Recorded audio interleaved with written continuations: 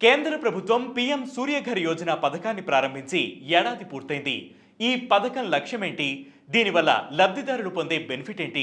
ఈ వీడియోలో తెలుసుకుందాం. మార్చి 2027 నాటికి దేశంలో 1 కోటి కుటుంబాలకు రూఫ్ టాప్ సోలార్ విద్యుత్తును అందించాలన్న లక్ష్యంతో కేంద్రం గత ఏడాది ఫిబ్రవరి 13న పీఎం సూర్యఘర్ ముఫ్త్ బిజిలీ యోజన పథకాన్ని ప్రారంభించి 75,021 కోట్ల నిధులను కేటాయించింది.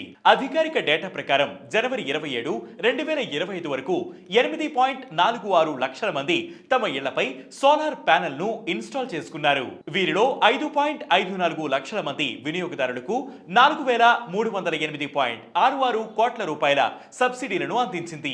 3 కిలోవాట్ల సోలార్ రూఫ్ టాప్ ను ఏర్పాటు చేసేందుకు 1.45 లక్షల రూపాయలు ఖర్చయితే కేంద్రం 78,000 వరకు సబ్సిడీ ఇస్తుంది. మిగతా మొత్తాన్ని లబ్ధిదారుడే చెల్లించాల్సి ఉంటుంది.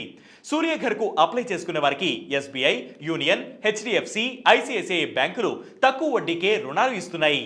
సౌరశక్తి నుంచి విద్యుత్తును ఉత్పత్తి చేయడం ద్వారా ప్రతి నెల 300 యూనిట్ల వరకు విద్యుత్తును ఉచితంగా పొందవచ్చు. నెలకు 0 నుంచి 150 యూనిట్ల విద్యుత్ వాడేవారు 1 నుంచి 2 కిలోవాట్లు, 150 నుంచి 300 యూనిట్లు వాడేవారు 2 నుంచి 3 కిలోవాట్లు, అంతకంటే ఎక్కువ విద్యుత్ వినియోగించేవారు 3 కిలోవాట్ల సోలార్ వ్యవస్థను ఏర్పాటు చేసుకోవాలని కేంద్రం వివరించింది. సాధారణ విద్యుత్ బిల్లుతో పోల్చితే సోలార్ విద్యుత్ బిల్లు సగానికంటే తక్కువే ఉంటుందని తెలిపింది. ఫలితంగా లబ్ధిదారుడిపై విద్యుత్ ఛార్జీల భారం తగ్గుతుందని పేర్కొంది. అక్టోబర్ 2025 నాటికి 20 లక్షలు, మార్చి 2026 నాటికి 40 లక్షలు, మార్చి 2027 నాటికి 1 కోటి మంది రూఫ్ టాప్ సోలార్ ప్యానెల్స్ ను ఇన్స్టాల్ చేయడమే కేంద్రం లక్ష్యంగా పెట్టుకుంది. వీటి ద్వారా పేదలపై